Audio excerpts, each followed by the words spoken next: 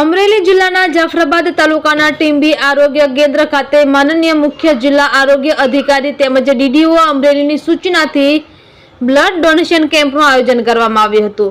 તેમાં ટીંબી ગામ તેમજ આજુબાજુના ગ્રામ્ય વિસ્તારના મોટી સંખ્યામાં લોકો દ્વારા બ્લડ ડોનેટ કરવામાં આવ્યું હતું।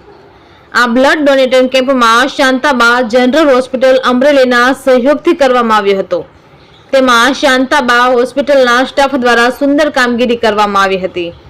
આ કેમ્પમાં જાફરાબાદ તાલુકા મેડિકલ ઓફિસર મયુર ટાંક તેમજ PHC Timbi medical officer Nakum તેમજ પીએચસી ટીંબીના સ્ટાફ દ્વારા જહેમત ઉઠાવી કેમ્પને સફળ બનાવ્યો હતો।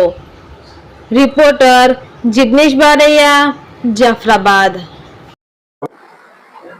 મારું નામ મનીષ કેશુભાઈ વાડર, પ્રાથમિક આરોગ્ય કેન્દ્ર ટીંબીની અંદર MPHW તરીકે ફરજ બજાવું છું।